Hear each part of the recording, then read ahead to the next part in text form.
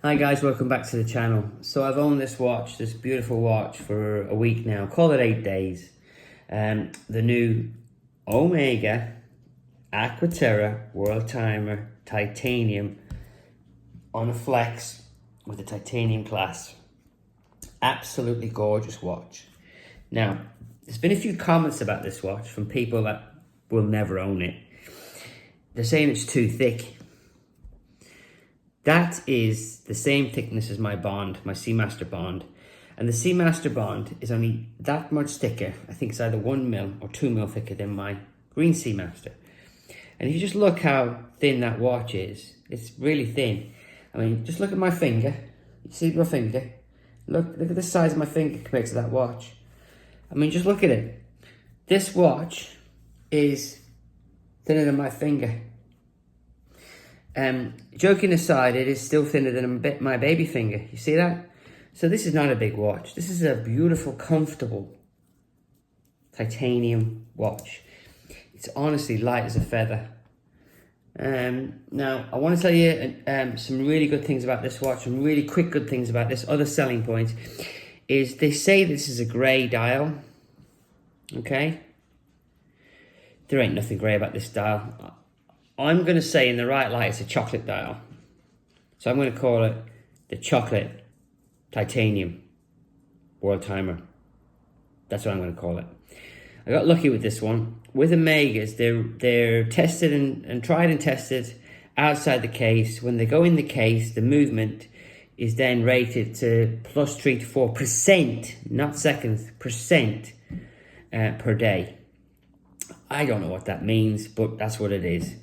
I got lucky with this one. In 4 days, I couldn't see any plus or minus against the GMT World Timer, which is an app you can get on Google. And it took day 6 for it to drop just half a second.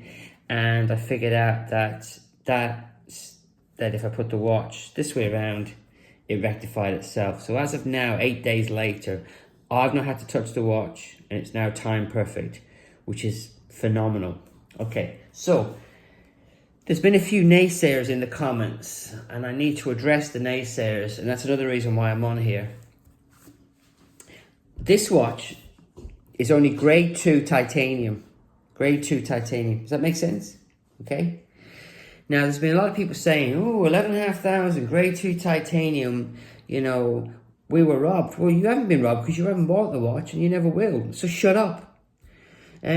Believe it or not, grade 2 titanium is more than sufficient for somebody wearing a watch as a daily wearer.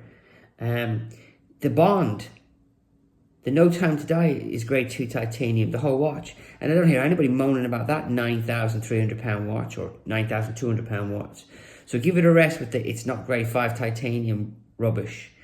Now, to give you an example of what it would cost, and this is just a guess, a pure guess, I'm guessing that if this was grade 5 titanium, this would be a 13 grand watch, because the Planet Ocean 6,000 meter ultra deep, which is 12,500 pounds, is grade 5 titanium.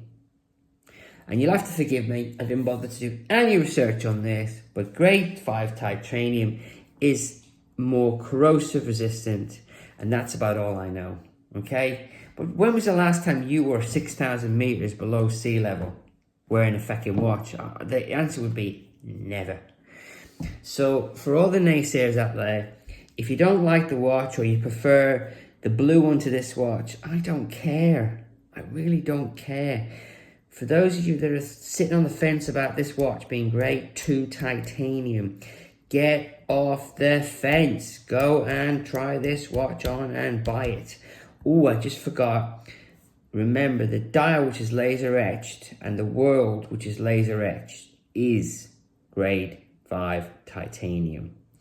I think that's to do with having to be tough enough and the heat process of the lasers. But again, I've forgotten what I knew last week. Anyway, I would just like to say thank you for watching, and if you're still here, I really appreciate you being here. And yes, it's true, Sarah is my favourite. Catch you next time. See you next time. Bye-bye.